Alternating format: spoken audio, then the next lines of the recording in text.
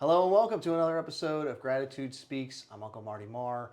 I am very pleased to be here with a close personal friend of mine and somebody who is extremely important to Gratitude Foundation, Bill Sachs, somebody I have known for a number of years now, and I can't tell you how excited I am to have him on the show.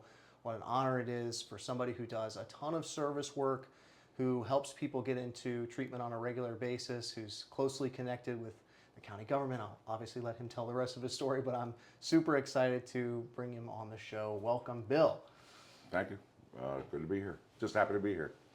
Absolutely. So, with that, we'll jump right in. Okay. I want to get a basis of understanding of who you are. So, so that the people who don't know you, if you can give maybe a few minute rundown of how you see yourself as far as like not just a house manager and a member of Gratitude Foundation, but for the community as a whole, how you see yourself connected within that whole. Well, first thing is I hate the term house manager. Okay. I've always hated the term house manager because I've seen people that are thrown into that role out of need, out of necessity, out of need of necessity of the program, and it's a wonderful role to be thrown into. Don't get me wrong, but when we started Tradition House,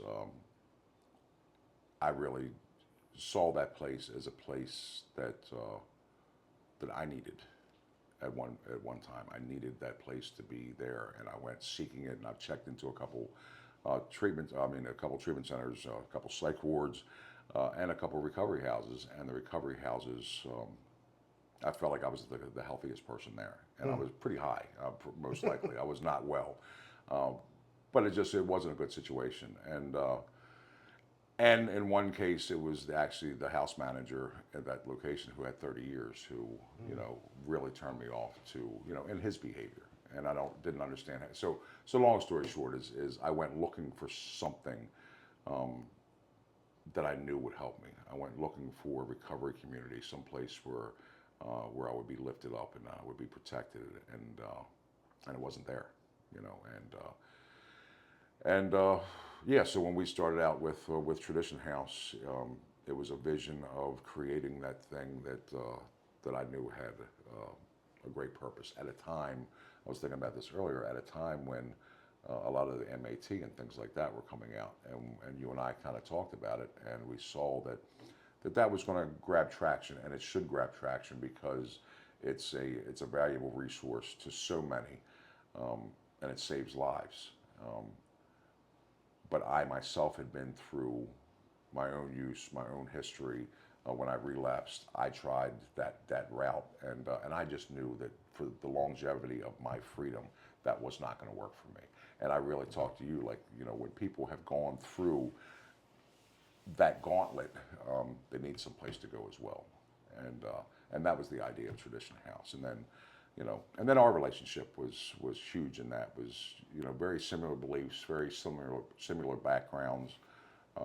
Actually, not very similar backgrounds at all, but very similar beliefs somehow in the positivity that we could bring to the men around us.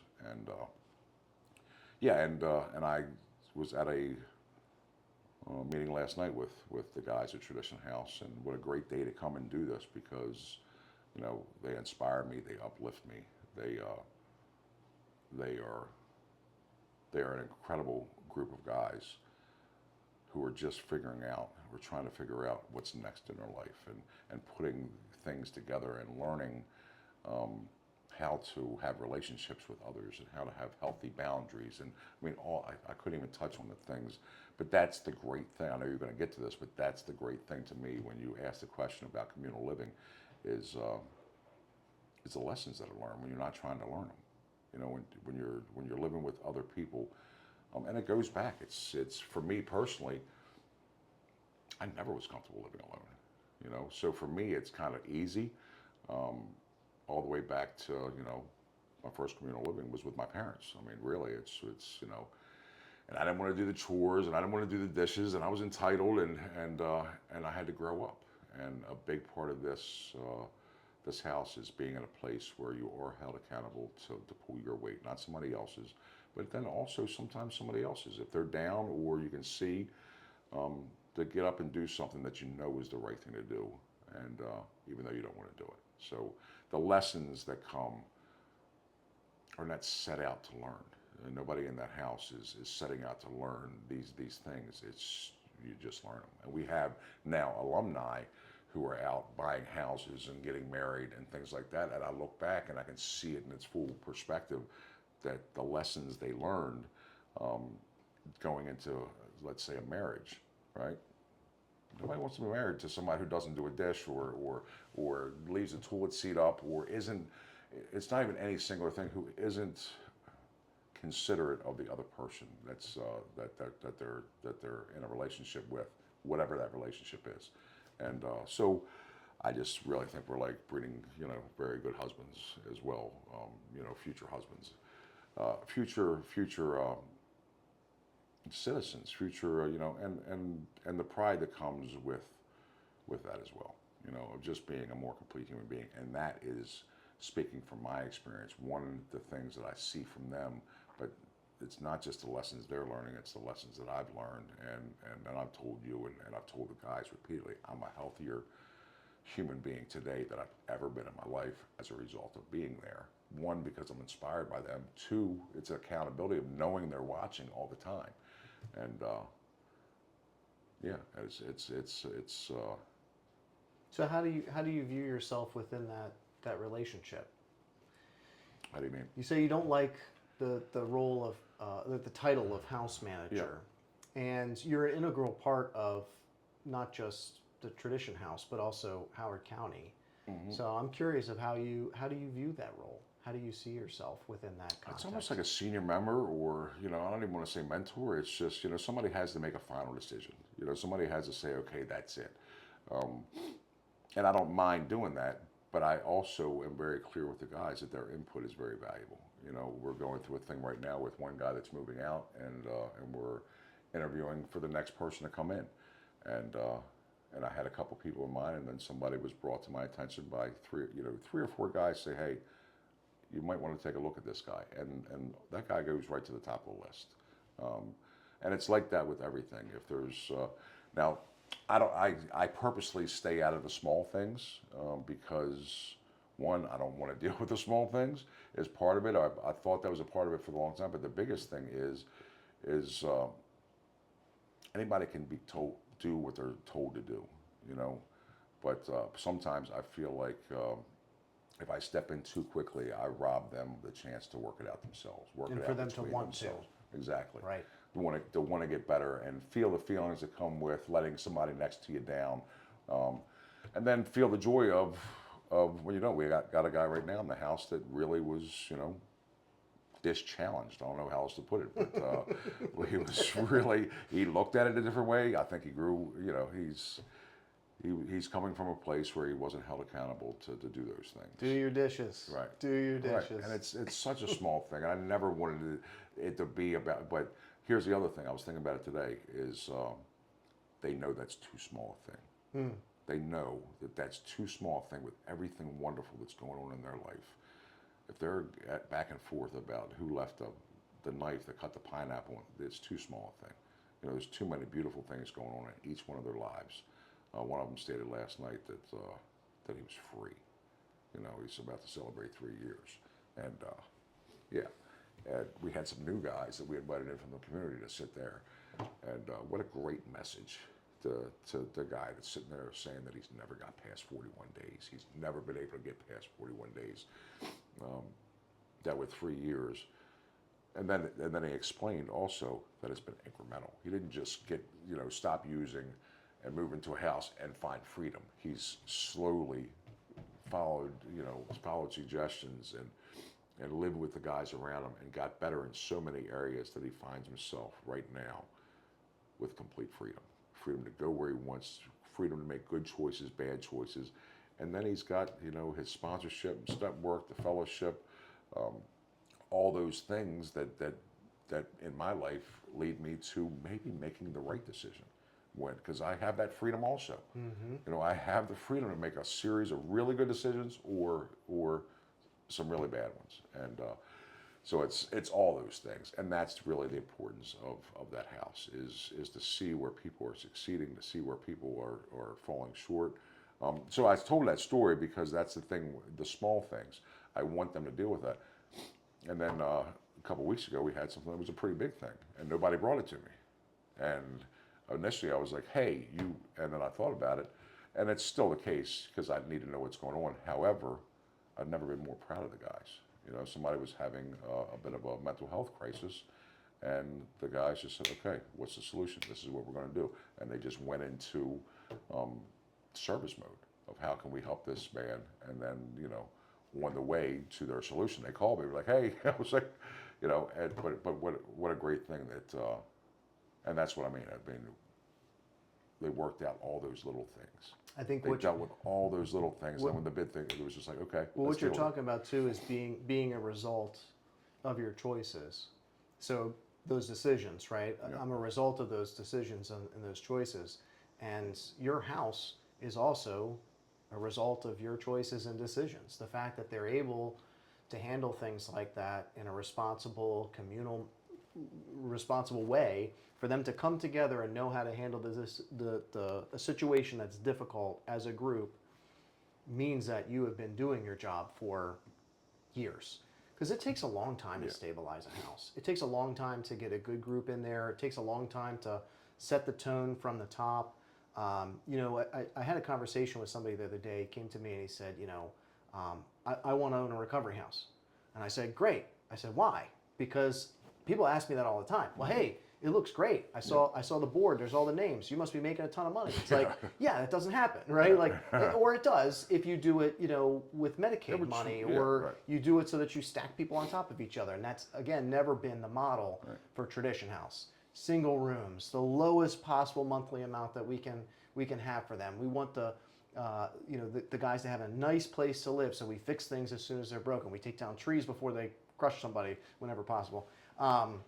But that leads to a place where you're either doing it for the money, in which case you get a lot of turnover, you get a lot of people that are there for the wrong reasons, and or you do it for the right reason, and you keep it affordable, and you keep people long term, and they stay long enough to be able to survive and get better. And I'm proud to say that that's our house, but it certainly hasn't been easy. So let's do this before we get too far ahead of ourselves. Let's back up and hear some of your story, maybe in an abbreviated version of what you've gone through in order to be motivated enough to feel that call to lead the house and be a part of the house. Oh, it was never in my plans. I relapsed with 12 years. I had gotten remarried at 10 years. I had a surgery that I was putting off for a long time. That by then I was in a financial situation where I couldn't take off work long enough. I was not able to listen to my body. I blamed it on the surgery and that perfect storm for a long time. But I've looked back at it now in retrospect through step work, and it's the same story I heard a million times. I got disconnected, and when the storm came, I didn't have the ability to ask for help anymore. I wasn't close enough or connected with anybody that had my best interests in heart to go to them. There's a song by Bob Seger. I woke up surrounded by people I thought were my friends, and it's called Against the Wind. And it's a great song. Listen to the lyrics. It pretty much tells my entire story. But I woke up in that place, and here's what I always say, and I don't openly share in a meeting because it can be confusing, but I didn't wake up with 12 years clean and decide to go get high. And I still did. And that's scary. That's real scary. I didn't, decide, all right, screw it, I'm going to go. And still the series of events between years 10 and 12, and really back at 8. In my entire recovery, the decisions I made through my entire recovery led me to a point where it didn't lead me to that corner where I couldn't get out of clean. And so for 6 years I struggled. For 6 years I couldn't get a day clean, and I would leave meetings and cry because I knew where I was going. And I would get to the bottom of Frederick Road by leave St. Bart's at noon, and I'd get to the bottom of that street, and I would need to go right, and I would go left. every single day, and it was hell. It was hell. So How long were you going to meetings while you were using? probably when I was fighting Yeah, back, I say yeah. probably about almost a year. Wow. Yeah, almost a year. There was times where I would put together 30 days, and I would be sitting there, and I would have a little bit too much money in my pocket, or the speaker just wasn't hitting me the way. Right, there was something wrong, and I would get what's called a hot wet blanket. It was like somebody took a blanket and just laid it over top of me, a soaking hot blanket, and the only way to get it off was to go get high. And I would sit there in the meeting knowing I was leaving to go get high. Yeah. And it's a horrible I can't feeling. It's a imagine. horrible feeling to know that and not be able to open my mouth and say. Partly because if I open my mouth and say it, I might not go do it. And by then, once I got to that point, I was already done. Right. I was already finished. I had money triggers so bad. If I had more than, I'll put it this way, I didn't for the first 2 years back when I was able to get clean again. I didn't carry more than $30 in my pocket at any time for the first 2 years. Because again, just not because I wasn't okay to, but it was something I started. Back to your point with the guys, it's just something I practiced, Yeah. and if I practice it long enough, I get good at it. Yeah. It gets easier if I practice it. Is that when you were living with the mice?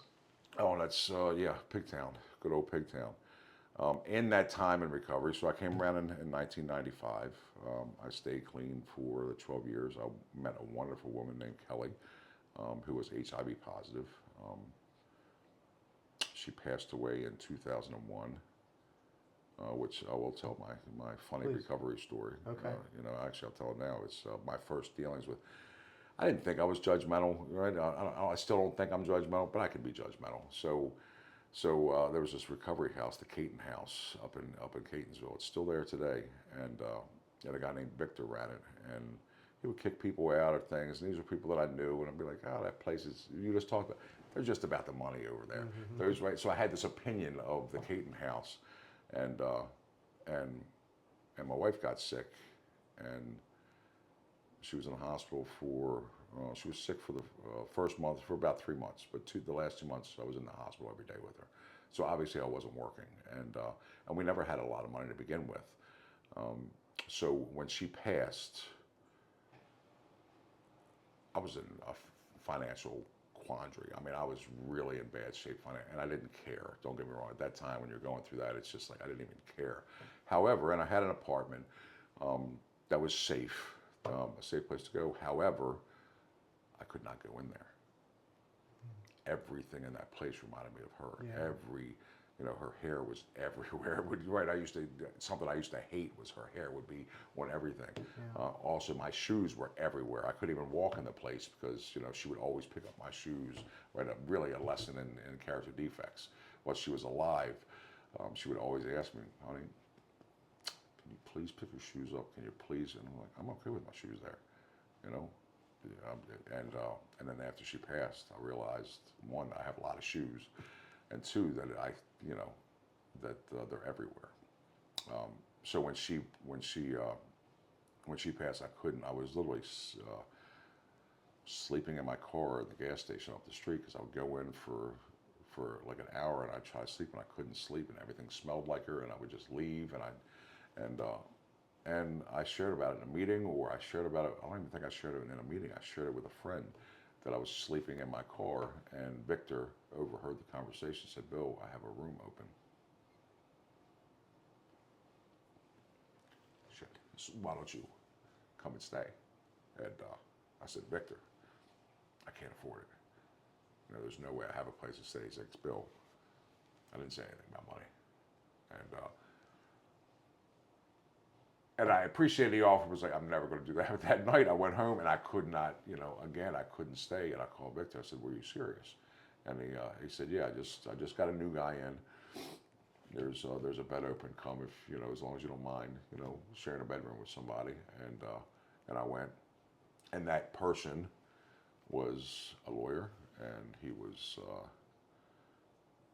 a crackhead. and he owned his own home. And under his sponsor's suggestion, he was staying in that recovery house.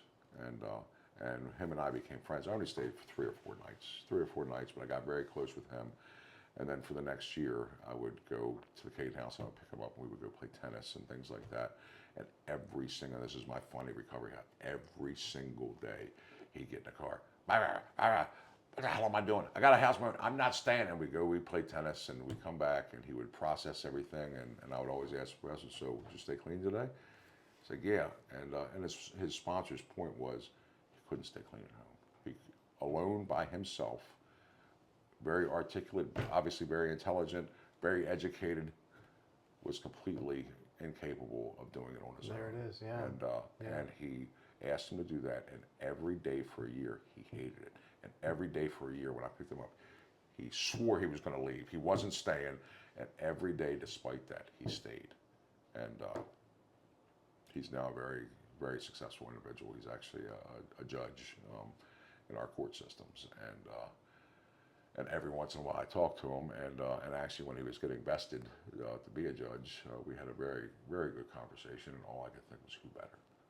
Who better to sit in judgment of somebody than somebody who's been through the things that he's been through, who's seen, you know, the other side of it. So, yeah, but it's so that's what completely, again, I think I know, but when I didn't know, I had no idea. And that's a great story because that's always stuck with me of what a recovery house can do for someone, what communal living can do for someone, Absolutely. from just not being alone can do for someone. Still to this day, even if I could do it alone, why would I?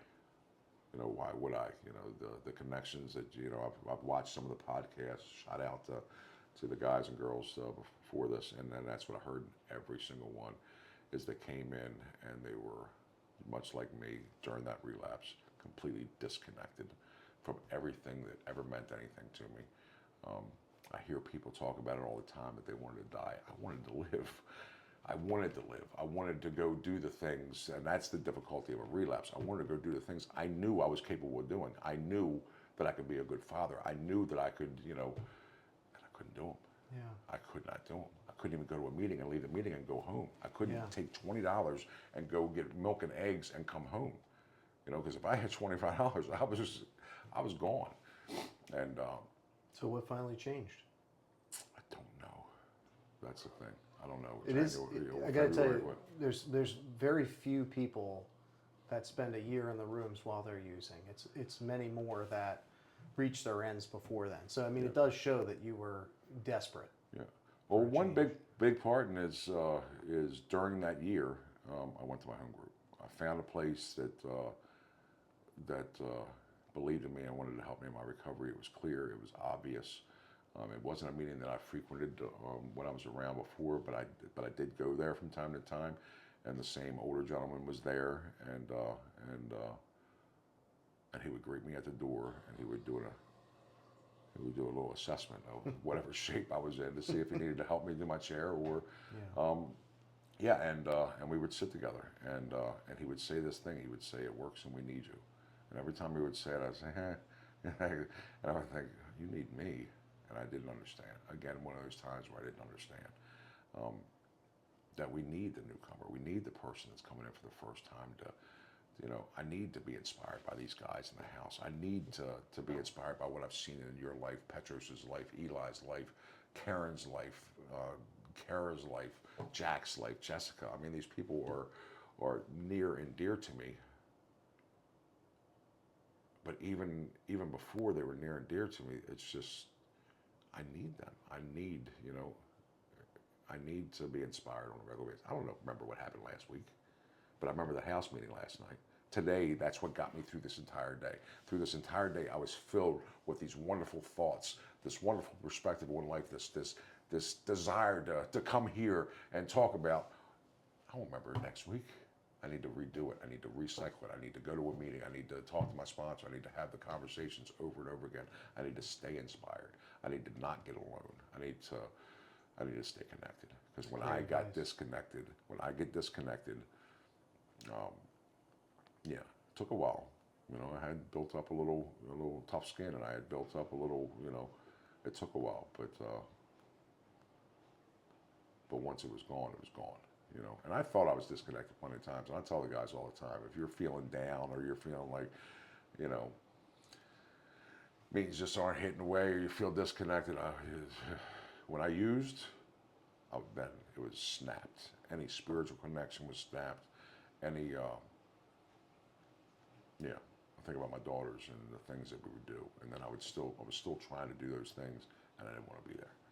And these are the things I love, you know what I mean? And yeah, and that's what I remember about the relapse. It's not the use, and it's not the, you know, the money, the you know, it's the things that I was still trying to do that I couldn't do anymore. Disconnected. The things that I love doing, that I put in my life, and you know how special it is to have a 16, 18-year-old girls like want to hang out with you on a Friday night and play Scrabble or Upwards.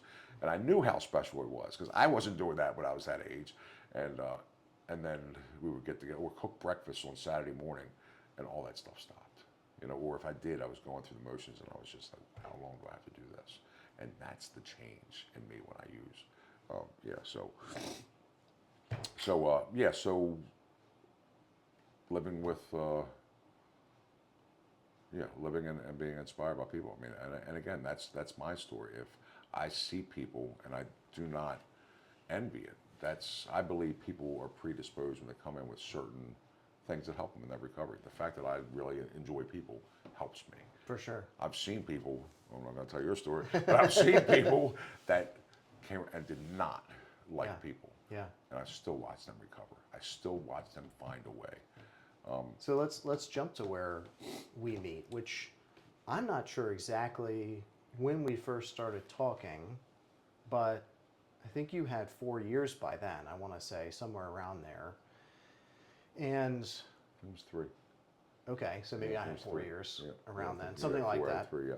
Close enough. And I had done the Ohm House, and you approached me and you said, I want to do this. It's not what happened at all, Martin. Tell me, how do you remember it? One, you were this character that you would sit up on the hill and watch us play softball, and I would just always be like, who? Because you didn't say much, and you didn't, but you were this mysterious character, and you were so peaceful, right? You were just still, and I was always like, who's that? Who is that guy? And then we met and we started talking. I actually asked you for a favor at 3, and that's how I know it was 3 years. At 3 years, I talked about the money triggers that I had, and I still had the house with the wife, and I had the property in Baltimore where the mice were that I was staying at. Can you pause and tell the mice story? It would make me very. It only takes 2 seconds, but I had to. I was removed from my place of residence by the wife, and I moved immediately down to a property that I owned down in Baltimore City in Pigtown, and I was renting out the lower apartment. That money went for my, to pay the mortgage out in Elk Ridge. Beautiful house. She's still in that house. It's a lovely house. I'm glad she did well. But in the upstairs 1 bedroom, I had a tenant staying in the 3rd floor, so I told him he had just had a tenant move out, or somebody he was living with move out, and I said, and he was looking for somebody to move in. I said, just split the rent. I said, don't grab anybody. I'm on the way. And we went down, and I moved in there, and within, again, 6 months of me, right, that's when I stopped trying to hold it together. Then it was on. So within 6 months of that, it's embarrassing to even talk about the level of filth. It was, I don't even like to talk about it. It's that bad. I mean, I don't know what is so hard about it. I mean, I had a coffee table that was this big, and it was just piled with crap. It's just, and I would stare. I just was so lethargic. I was depressed. I was just using. Yeah. I was using, and so then, it's Pigtown, so I had screens set up on the outside to stop, large creatures from getting in, because there's some large creatures down in Baltimore City, but the smaller creatures made their way in, and there was multiple times where, and I read an article about it, or I saw a TV show about it, and that's where it comes from. But the rule is when the mice are no longer afraid of you, they've taken up shop. So basically, they were looking at me like I didn't belong, and I remember very distinctly, like thinking, You're in their house. I'm outnumbered here. It was Yeah. really, really bad. And they would literally come to the edge of the bed, and they'd pop up on the edge of the bed, and they'd look, and they just kind of, they even looked in judgment, I think, like you just, but, and it was bad, but then I also detoxed in that house. When enough was enough, you asked what caused it. I don't know. Just one day, you know what it was. One day I was willing to do some things that didn't make any sense whatsoever. They didn't make any sense whatsoever. One of them was to call the doctors where I was getting the pills that I was on for post back surgery and all that kind of stuff. And I told them, I'm an addict. You need to stop giving me these things. I'm done.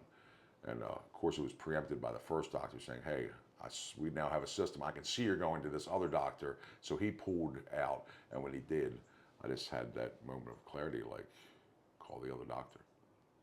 He's not going to call him. Call the other doctor. It's not enough to live on, because I was literally, that's what I was reduced to. I was every 30 days I would go to two doctors. One I would sell so I could use. The other ones I would take or I don't even remember what I was doing with them, but it was never enough. But it was enough just to go on like a 10-day run, know. And I called that doctor and I told him, I have a problem, and you need to stop giving me these pills. And he cut me off, and I started detox.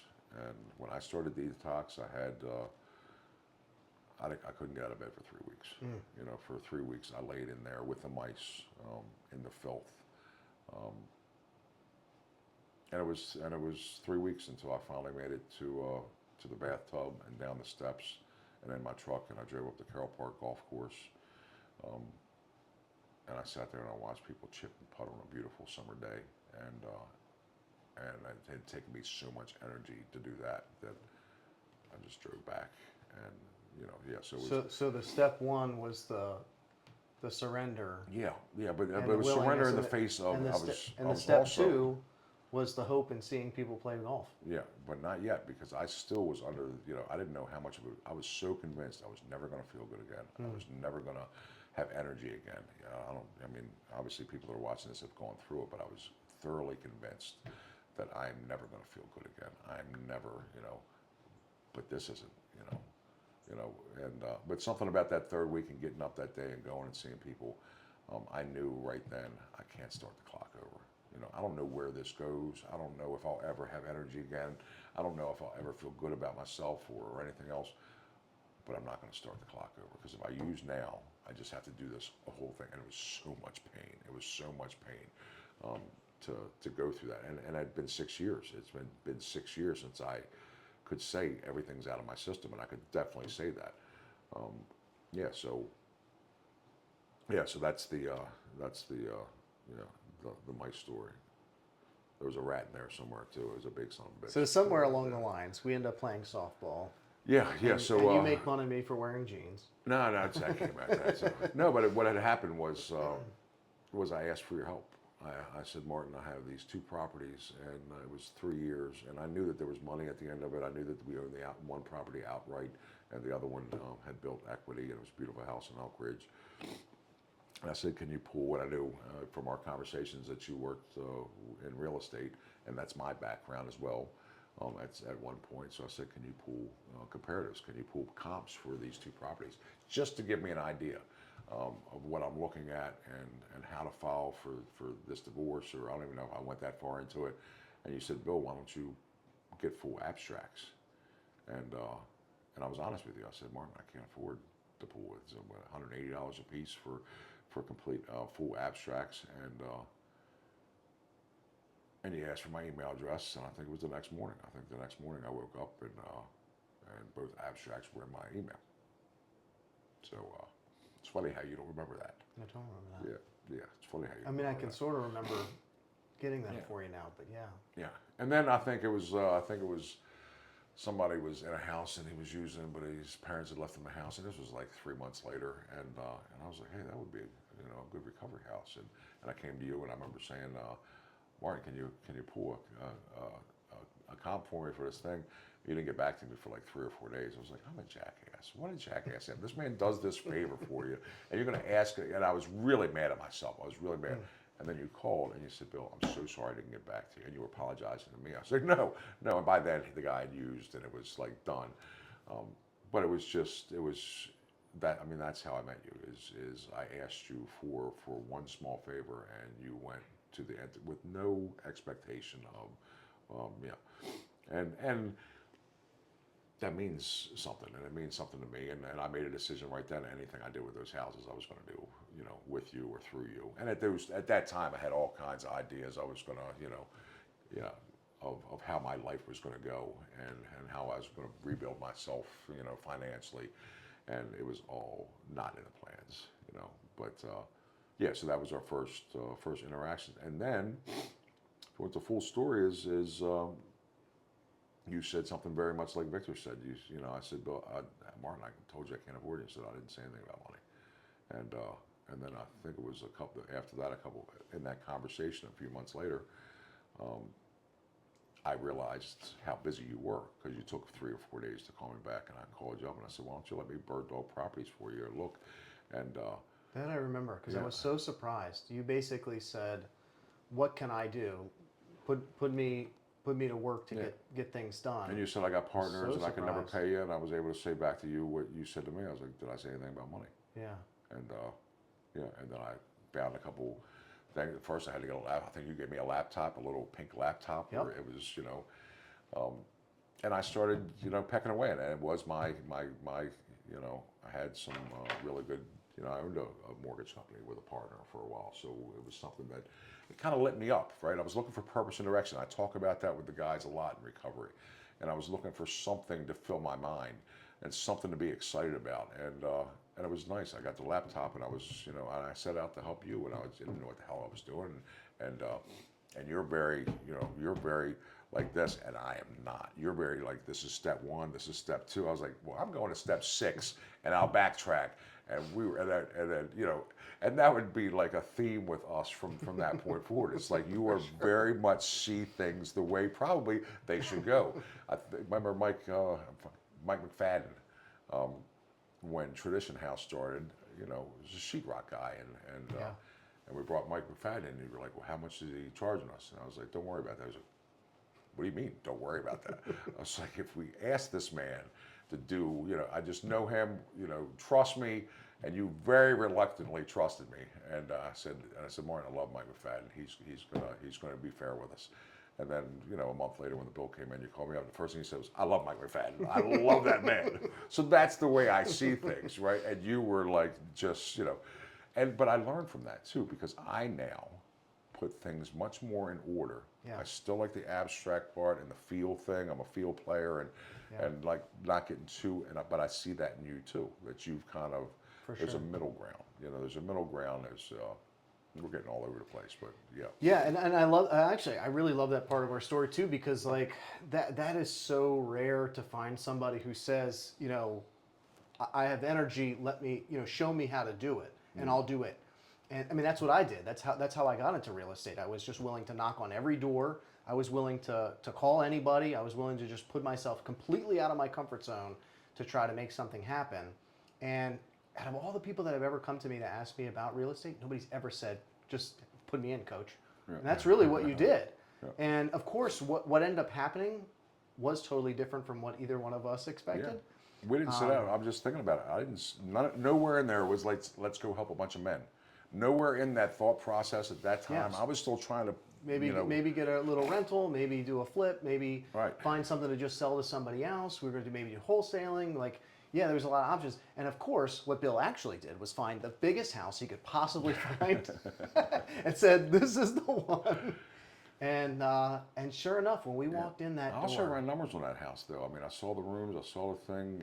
I knew your expertise, and and I was, and I ran some numbers and brought it to you. I did some research, Yeah.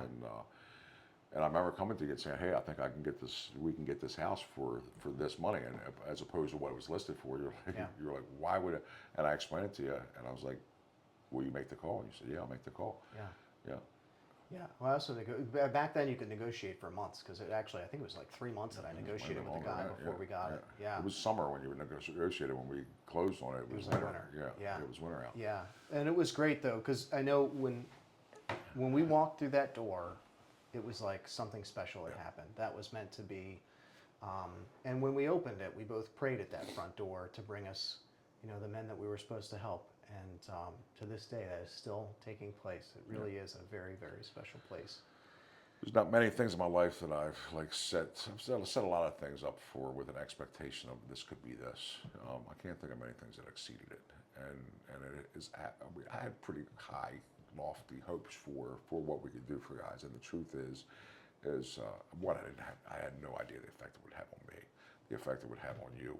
I like to think that started, at least a ground level of you going off and doing these other things, your increased connection with men from the stories we were telling earlier from, that was not your forte.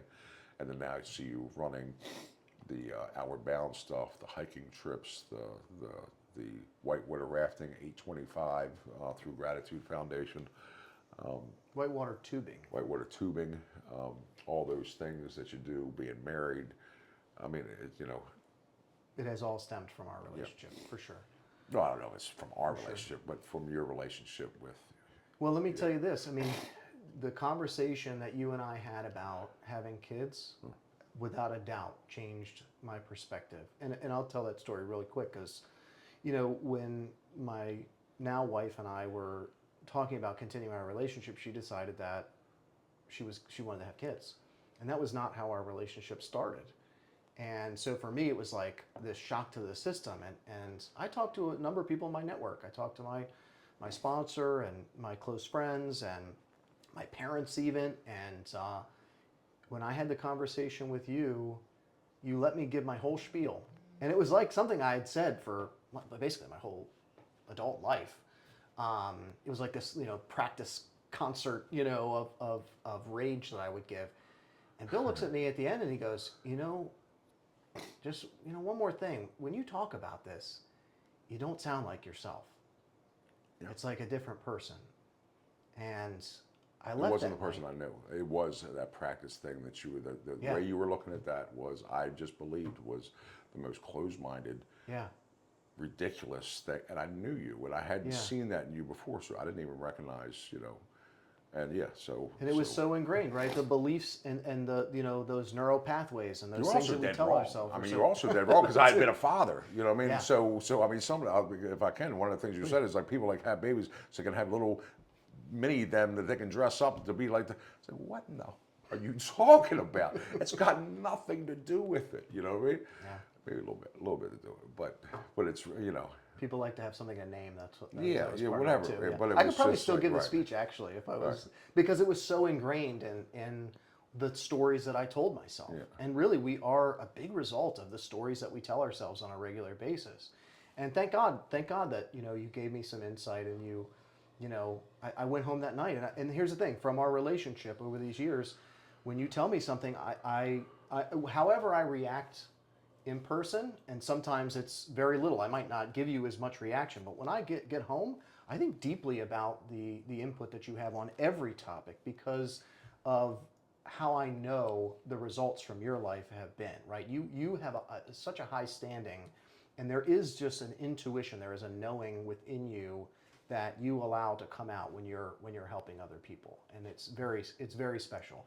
And I want to say too, so as a transition, being the leader of the house, what some people call a house manager.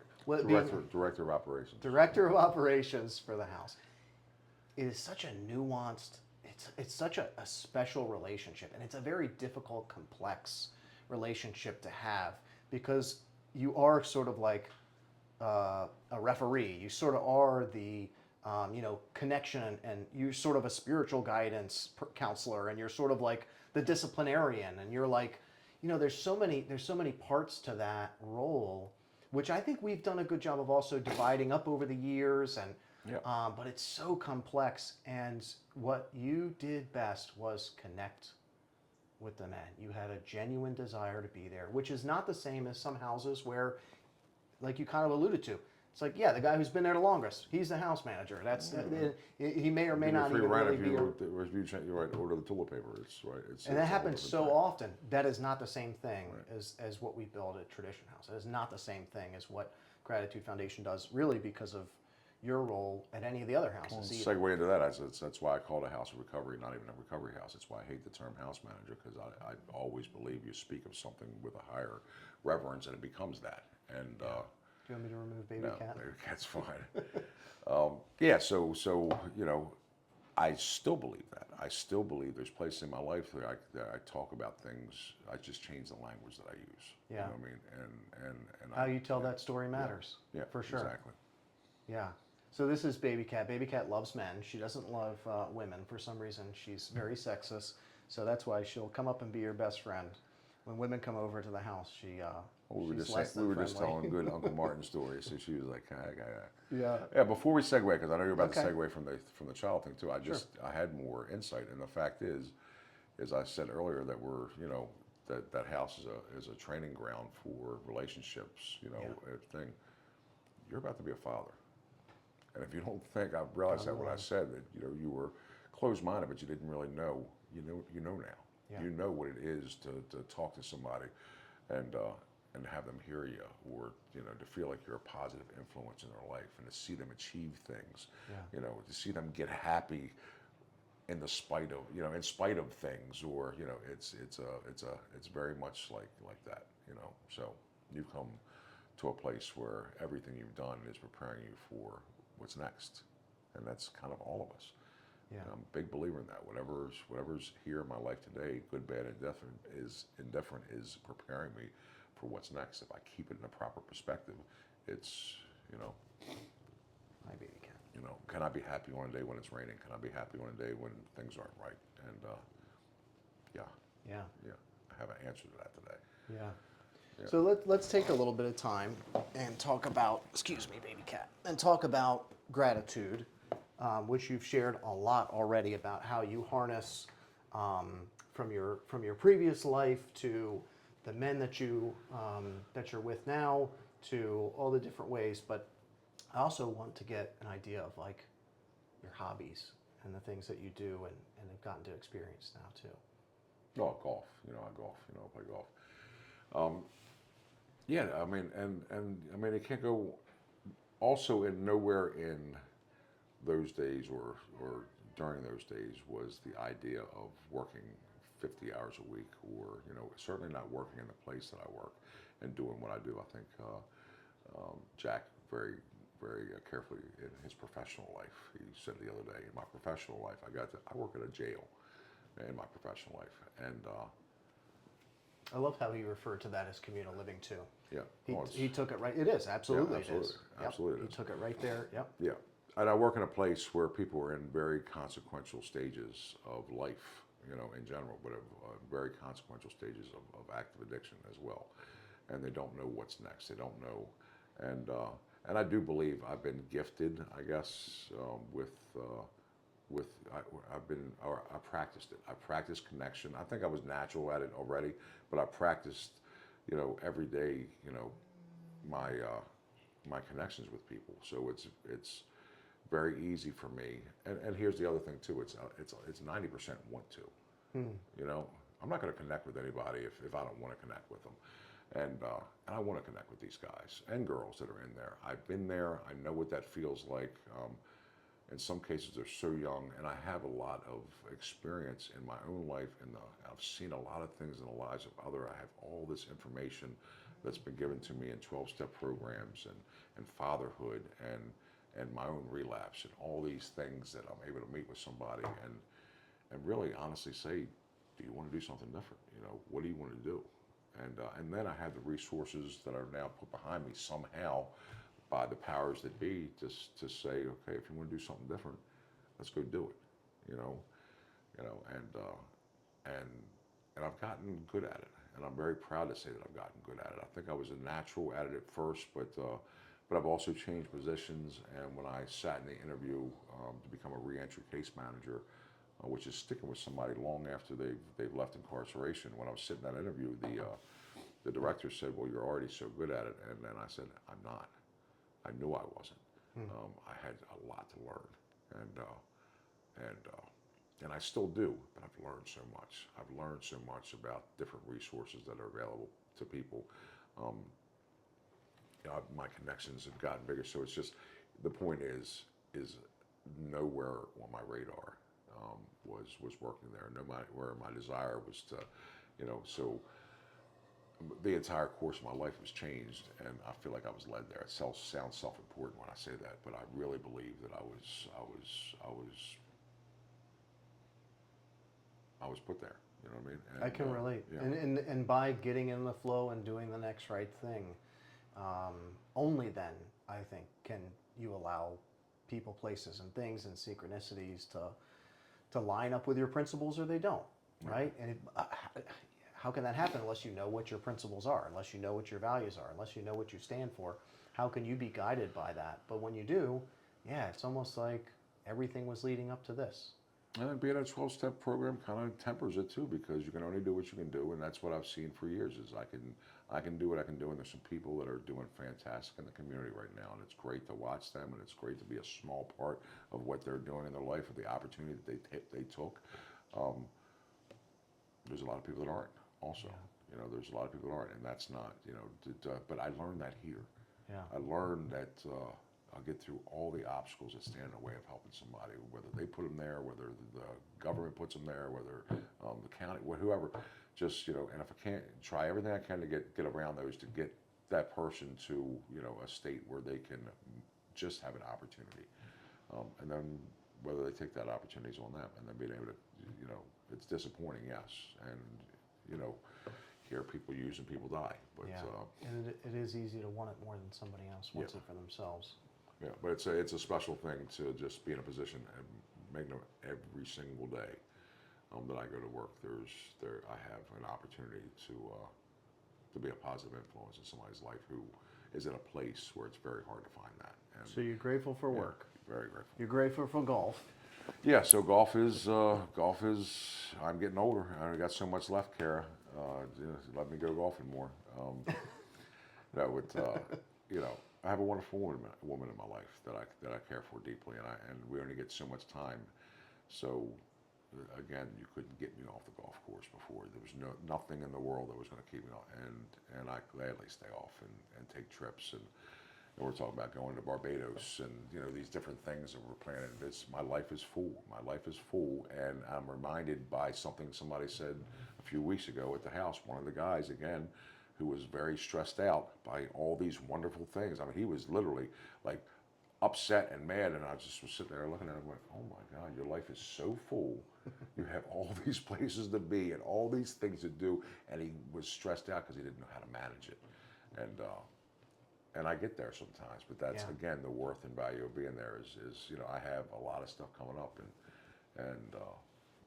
and again, this is coming from the guy that didn't really believe that I was never going to have any energy again. Right. That I was never going to feel good again. And now I'm to the age where there's other lessons still to be learned. My eating, my things like that is my spirituality. I'm in this special place in my life now to get better from here. Because this is, there's still so much to do. There's so many freedoms not left.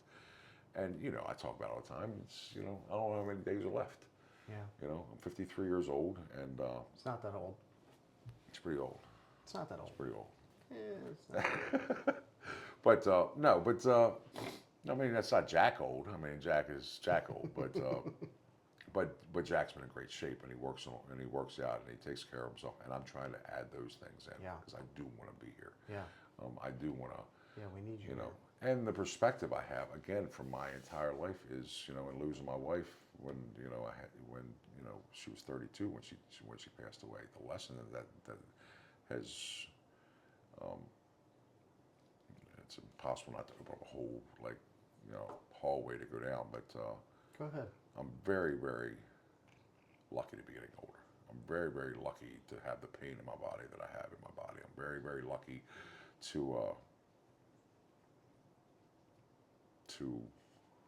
grieve the people that I've, my family's for the most part is, my biological family for the most part is gone.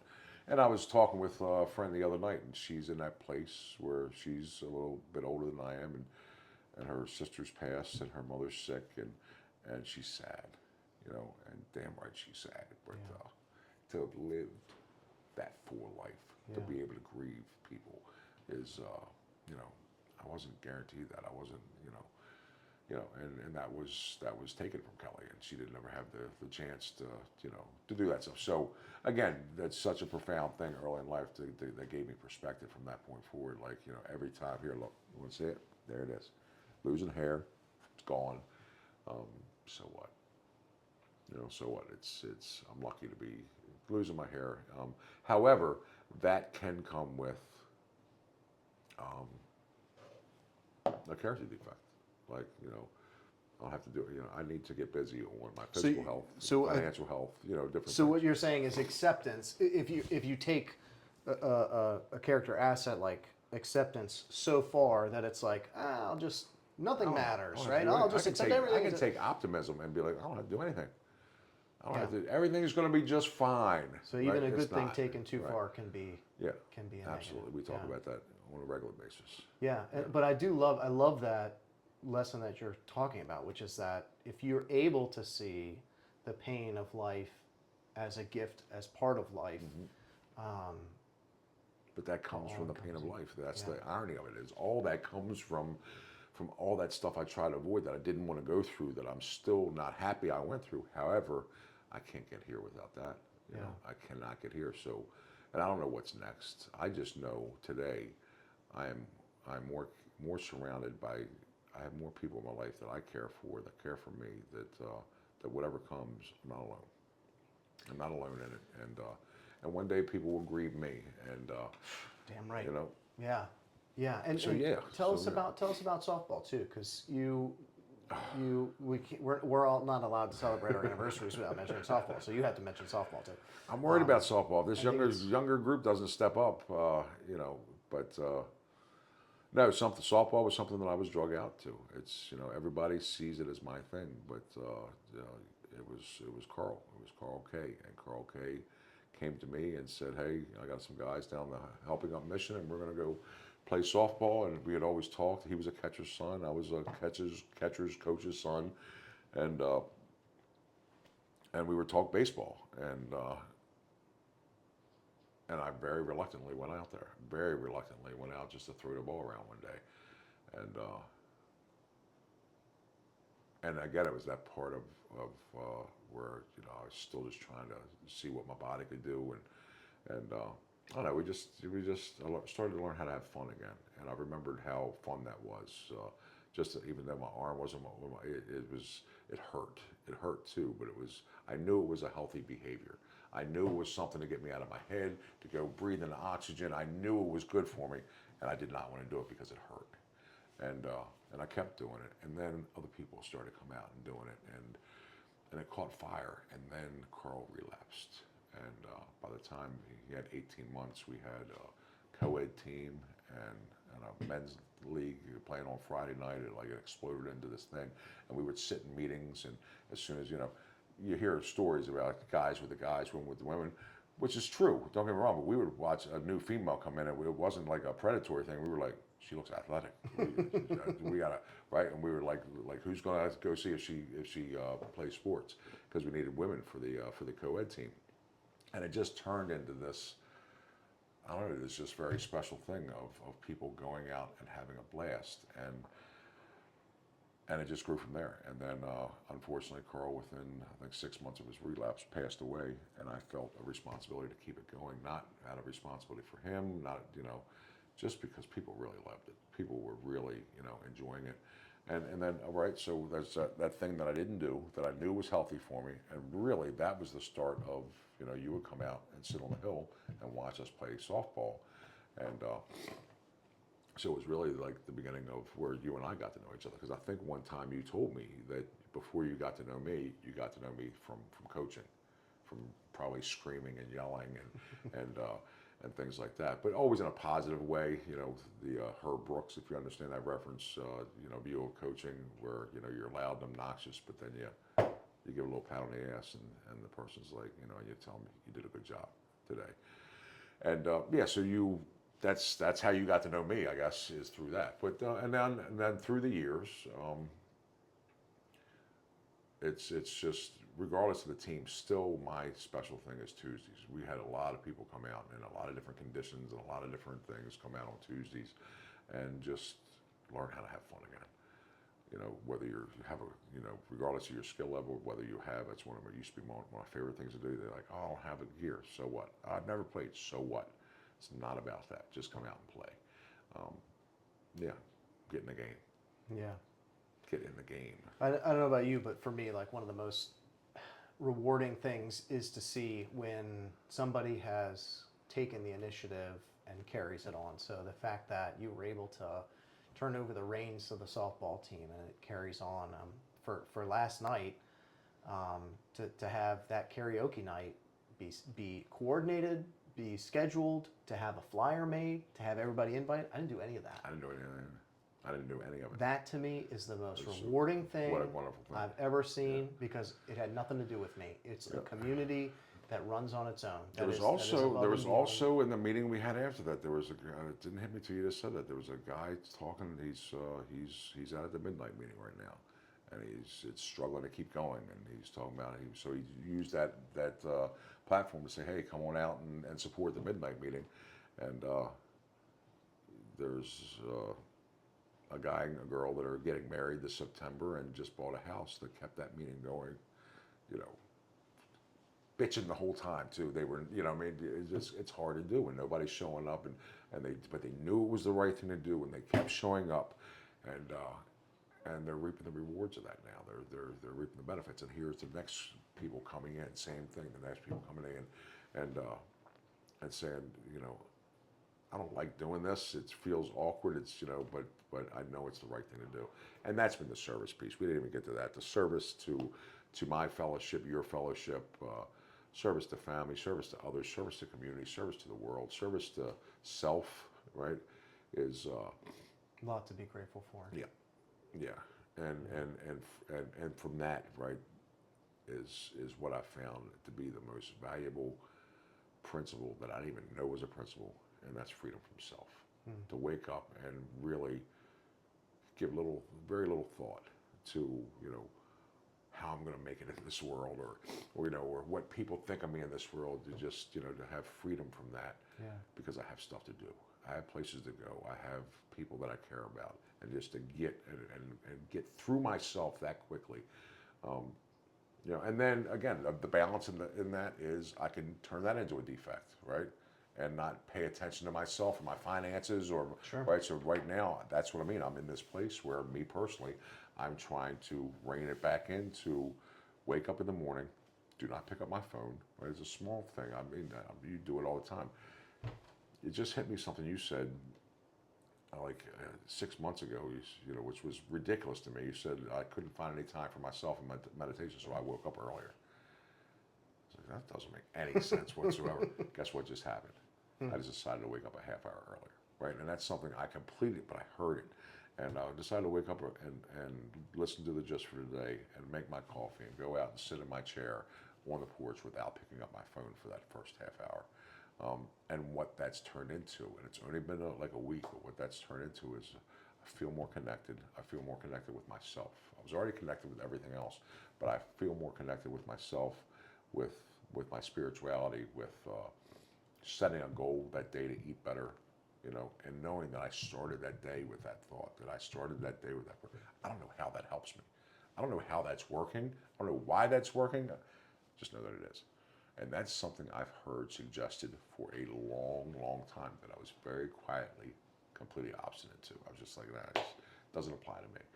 And I just started doing it. And yeah, so and that's what I mean. So even the place that you are, and I heard Jack's and Petros's and Eli's thing, it's just so much more here. You know what I mean? There's so much more to uncover, and so many beautiful things to see and to watch. So what's your favorite part about communal living?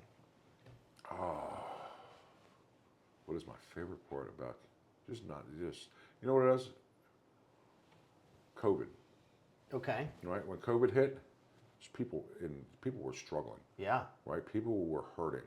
Yeah. We were having a blast. Yeah. We got a ping pong table, right? I was still working because I worked at the jail. I was there. Most people were teleworking. They were home. They were isolated. They were alone.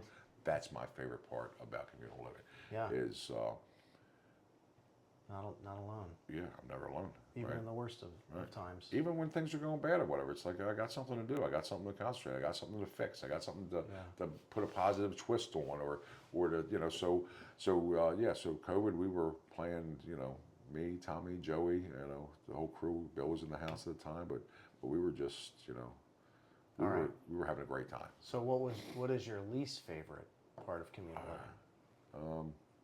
When somebody leaves, when somebody doesn't get it, Yeah. when somebody doesn't see it, and they're walking around. And here we've had, I guess I'll use his name, Tommy, right? That's probably one of my favorite stories because we call him Tommy 2 times. Because Tommy 1 time came in and he didn't get it. He just was there. He was using it for a place. Had some fun. And had some fun Didn't and got his really- life together and saved some money and so on and so forth, and was doing what his brain said was better than he'd ever done. But it's hard as, to sit there and know Yeah. and then he decided to leave and I think, move in, and everybody in his life was like, Tommy, what are you doing? And he left, and I think, was it 3 weeks he got in a car accident? Yeah. Yeah, 3 weeks. He had started, he had decided to move in with somebody who smoked weed. 'Cause He was that's gonna what use really wasn't his responsibly. thing, right? It was just, weed wasn't really Yep. his thing, and whatever. And it went exactly how we all knew, but hoped it wouldn't. Because that's the thing about this thing is you always hope you're wrong. Right. No matter how much you really hope that you're wrong. And he almost lost his life, and he came back, and it was a completely different Tommy. Yeah. So Tommy number 1 is the worst part of He was communal living. he was so desperate and ready to surrender that he literally just would come and be on the My couch. favorite part is Tommy number 2. So Yeah. there it is right there in a nutshell. Tommy number 1 is my least favorite part of Okay. communal living, and Tommy number 2, watching what opened up to him Yeah. when he did that, the connections, the relationships, the work, everything changed. He changed to where he works, how he makes a living, everything changed. But it started with doing step work on Thursday nights too, and coming down and being a part of where that's what he wasn't doing the first time. He would just come in the house and he'd walk up and he'd go to his room, and then he was cooking and he was teaching Joey how to cook, who again now is about to get married and he's a pretty damn good cook. So again, that's another favorite thing about it, is just the different traits and things you learn from if you're willing to learn. If Yeah. you're willing to learn. How do you balance between like disciplining and knowing when to, like, how do you know when you need to actually put your foot down? There's been very few people that we've ever kicked out when it's not using, Yeah, if anybody. there's been a couple. There's been a couple, Yeah.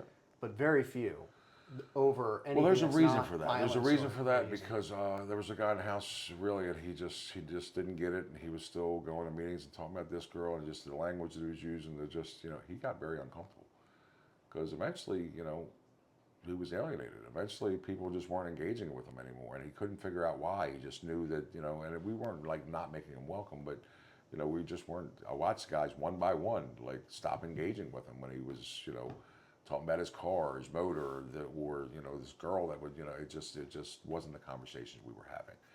We were talking about feelings and emotions and moving forward in our life and how to get better in step work and sponsorship, and so there's a reason why that and that guy left of his own accord. So it's really. I was telling this to somebody who came to me last night and said she had just taken on the house manager position and I told her, let them see that you don't know what you're doing. Let them see that you don't know it's the right decision that you're making. Don't come in at it as what's best, because you don't, or I don't, So I always question that line or where to, and I know that's where we make a good balance because even though you're not day to day, the guys know that they can come to you, that they can talk to you. I can come to you and talk to you if I have a situation, and I do often when I have a situation I just can't figure out what the right thing to do is. It's great to be able to call, and no, you're not going to say, no, you need to do this. You're going to say, well, have you considered this? Have you considered that? We're going to talk it out and figure it out. So, but again, those are the relationships that are all over my life. Yeah. It's all over my life. These are the relationships that I've sought. You know, if that's not the if that's not the relationship, then it's not a relationship. You know, at work, there's things obstacles and personalities I have to overcome. I don't want to overcome them when I come home. I don't want to overcome them in my inner circle of people. You know, and I used to think that was like exclusionary, right? It's just, you know, it's I don't have to. So yeah. So I don't know.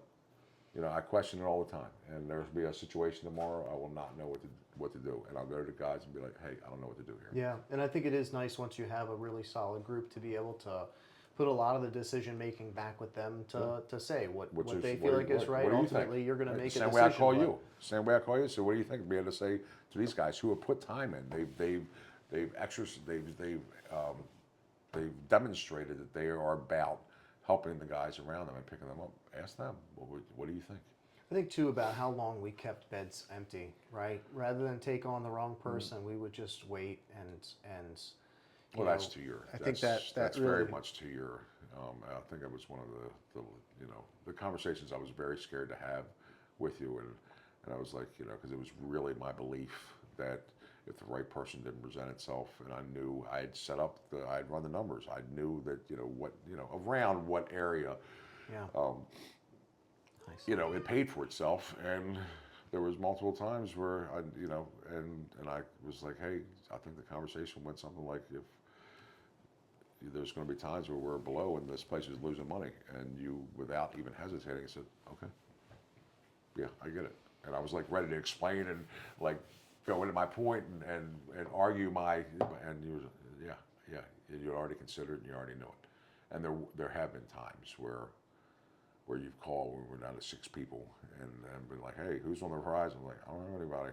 Yeah. And you're like, okay, well, keep your eyes open, But yeah, so, but that has been important.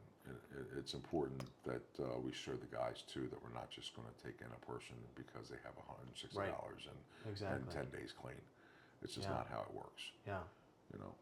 Yeah, and there's so many places now that do cater to that, and like you said, and we can take a chance on that. We have taken a chance on that because we have the strength, because we have and the stability. Right, I can't do that. I can't do 10 of those guys. Yeah. Or So 7 of those Cumberland started out basically as a parole and probation house, and now is to the point where they're independent. We got a dog living in the house. We got a house dog. And we, I was on the phone with a guy from prison for a long time, like about 3 months, and he's in the house now. We were able to take that chance on him because of the stability from all the guys, and he's doing great. Like, knock on wood and God willing, that continues. But like, yeah, it is like a real reminder of like how iffy it is when somebody has not had the proven clean time, and that we are able to be that stability and environment for the right person who wants to stay clean, not get clean. Which I love the way you always put that. Yeah. So before we close, I like to give an opportunity. If there's anything else that you would like to mention, now would be a good time. And also, I want you to give any advice that you might have for somebody who is thinking about communal living. All right. Well, I thought a lot about it because I didn't really ever give a lot of thought to it until you started doing this podcast. I listened to you, and I did think about the fact that I've always enjoyed living with other people, so that's easy for me. But really, society in general. If you look back in history, communal living has been a successful thing. When we send our kids off to college, we don't send them to we send them to a dorm where they can financially afford to be, right? You don't have that stress, whether we're paying for them or their scholarships. So again, this is not something we talk about it in reference to recovery, but this is not some new concept. It's a very successful concept. It's a more natural way to live. I'm really actually researching a little bit and like reading up on it because it's really incredible that this is not Yeah, it's just not new. And to me, it was like, oh, look what we're doing. It's like we're doing what's been done. Well, the Amazon, they used to tribes used to build giant huts that would be like 25 families would all live under the same hut together, and Right. yeah, I mean it is a very natural. I Right, think it's a much and more then from natural that, I would way. imagine, right, going from a culture is born. Art is born. All these things come from where if we're just Yeah. alone, Actually, when I was in we're just Peru, alone. I got to visit Lake Titicaca too. And What'd you on call me? Lake Titicaca, they build their houses out of reeds. So they actually live on the lake on these floating Wow. rafts. It's really amazing. I got to go on them. Yeah. But if you're not participating in the community, they actually cut your portion of the raft off and you are sent away to Wow. live on your own. Wow. We'll have to use that one day. It would be a much easier way. Should show a By the video. way, We should show a video you of the moved house. out, yeah, yeah. But yeah, any other advice that you would like to give in general to anybody who's thinking about it? About recovery housing? Yeah. If you're thinking about recovery housing, then you probably need recovery housing. I mean, if you're thinking about, but take away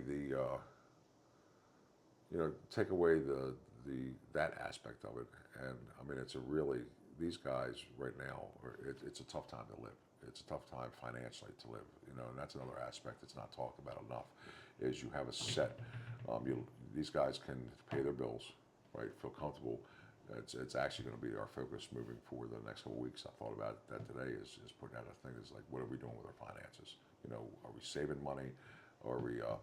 And these guys are all, so again, I mean, it's a place where I can look like I'm putting my life back together, but am I really? And this comes from, again, me, like taking a look at my own finances, like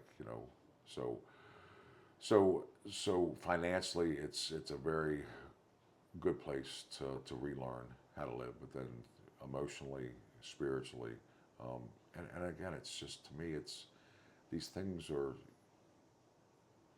If I'm going to have connections with these people, then these things are going to continue to. I don't want to be alone. So the better I can get with people, the better. The reason I have gotten good at work is there's plenty of obstacles, plenty of personalities. Is I've gotten real good at realizing that's what they are. That doesn't change what I need to do. Right. This is my goal. This is what I'm trying to accomplish, and all these things in between, and all this stuff that I learned that here. So what a great place to learn how to live. We talk about that. We talked about it last night. The last part of my fellowship's message is to find a new way to live, which to me is to find a new way to get to solutions, maybe even just faster, right? And yeah, so if you're looking forward to it, I mean, if you're looking into it, then don't expect it to be without its personalities, and but that's why, I love all the personalities. Yeah. I think it's great. Yeah, I hear a lot like, iron sharpens iron and things like that. But I think really what helps us the most is that, we're more like river stones. We come in and we're real jagged and all our edges like, push people away. And as we're in the group and we're in the community and we stay in the flow, we get smoothed out. We get to turn into these, beautiful river stones that, sit We well also together. learn what we want to be. I mean, there's a guy right now that that he came in just fairly young, and he is experiencing like happiness for the first time that he didn't even know was he didn't know, and he's experienced like his own cleanliness and picking up after himself, and I mean all these things that I felt when he first came in. Is like, I'm not sure he's gonna last because we're on him pretty hard, more than anybody that I can remember. Yeah. To now him being like, thank God, and he never rejected. He was just like, keep coming. I was like, is he just saying that because But the truth is he had never gotten direction. He had never received direction for some reason. Yeah. And that's what he shared about last night was thank God you guys gave me some direction of what was okay and what was not okay. The point being is he wanted to be smoothed out. Yeah. But if you don't know how, you don't know how. So. Yeah, it's again, it's a wonderful thing to be a part of. It's a wonderful thing to watch. And again, I'm at a point in my life where I have considered, what's next for me at 53 years old. I can't imagine my life without these guys. I can't imagine my life without the fellowship. I can't imagine, and the truth is whenever I start thinking about what's next in my life and start taking control, things get off the rails, So I've been pretty successful, and by success I mean the feelings that I have inside. I've been pretty successful just doing the next right thing and following, where I've been led, and we'll see where it goes. We'll see where it goes. We're going to see where it goes for all these guys too. And again, you want to consider recovery housing. Go talk to a successful alumni of recovery housing and ask him what his experience was there. Don't ask the guy that was there for 2 weeks and said this place sucks and walks out the door. Go ask the guy that made it through, that stuck to the program, that did the things that were uncomfortable. Like Andy, episode 1. Yeah, and ask him, how he feels about it. Yeah. And with that, we'll close. So speaking of what's coming up next, I am pleased to say we have our next event that's coming up August 25th. We're doing a river ride going down Harper's Ferry with river riders, the 2 p.m. ride. I'll have a link. If you'd like to join us, you actually can. I'll have a link on our Facebook page, which is Gratitude Housing, facebook.com/Gratitude Housing. You can also find clips on TikTok now, which is also gratitude.housing. Plus all the other places that you can find a podcast, that you can find more episodes of us. Any views and opinions expressed here are that of our own. Gratitudefoundation.com. If you do want to help us do more fun things, that is a great place to go to donate. We also have a drive that's coming up fairly soon to help us buy a minivan. We would like to get a druggy buggy for the Tradition House, and you can help. So with that, we'll close. We'll see you on the next one.